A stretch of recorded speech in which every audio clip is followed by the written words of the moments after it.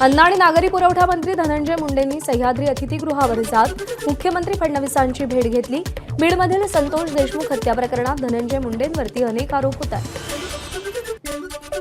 संतोष देशमुख हत्या प्रकरणाचा सीआयडीकडून तपास सुरू। सीआयडीचे अप्पर पोलीस अधीक्षक प्रशांत बुर्गे तपासासाठी बीडच्या केसमध्ये। पुण्याच्या राजगुरुनगर शहरातून बेपत्ता झालेल्या 2 चिमुकल्या मुलींचे मृतदेह ड्रममध्ये आढळले। घराजवळ खेळत असताना दोन्ही बहिणी बेपत्ता झाल्या होत्या। शेजारीच राहणाऱ्या आचार्यानं दोघींची हत्या केल्याचं समोर। हत्येप्रकरणी आरोपीला अटक। पुण्याच्या राजगुरुनगरमधील 2 चिमुकलीवरील अत्याचार आणि हत्येचे प्रकरण। राजगुरुनगर पोलीस स्टेशन बाहेर नातेवाईकांसाठी या मृतदेह ताब्यात घेण्यास नकार। आरोपीला फाशीची शिक्षा द्यावी अशी मागणी। कल्याण न्यायालयामध्ये बंदूक घेऊन फिरणाऱ्या इसमाची बातमी एबीपी माझानं दाखवली होती। त्याची दखल घेत 11 पोलिसांना निलंबित करण्यात आले। यामध्ये एका अधिकाऱ्याचाही समावेश। संदीप नाईक शरद पवारांकडे जाण्यापूर्वी त्यांना ऐरोली विधानसभा लढण्यास सांगितलं होतं, मात्र संदीप नाईकांनी नकार दिला। गणेश नाईकांचं वक्तव्य। बेलापूर विधानसभा लढवण्यासाठी संदीप नाईक शरद पवारांच्या राष्ट्रवादीत गेले। गणेश नाईकांचा खुलासा। परिवहन मंत्री प्रताप सरनाईक यांची अचानक पनवेल एसटी डेपोला भेट। डेपोमधील समस्या जाणून घेतल्या तर पनवेल ते खोपोली लालपरीनं प्रवास केला। बेस्ट कामगार सेनेचं महापालिका आयुक्तांच्या विरोधात आंदोलन। बेस्ट उपक्रमाला मदत करण्यास महापालिका प्रशासनाचा नकार। काळ्या फिती बांधून आंदोलन। मराठवाड्यातील 8 पैकी 6 जिल्ह्यातील जिल्हा परिषदेच्या शाळेतील 29% विद्यार्थ्यांना मराठी वाचताच येत नसल्याची धक्कादायक बाब समोर।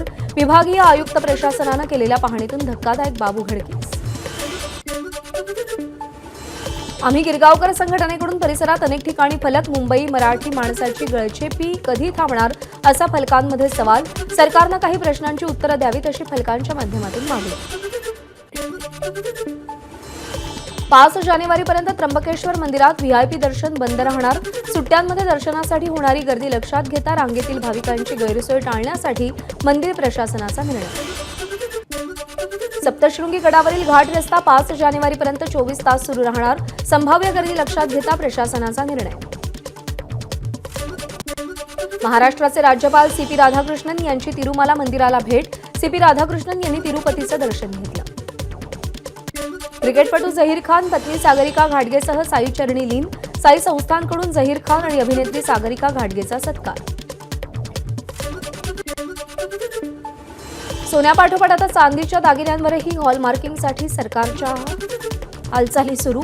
मात्र चांदीवरील HUID सहजपणे बुजून जात असल्यानं काय तंत्रज्ञान वापरावं त्याचा विचार सुरू।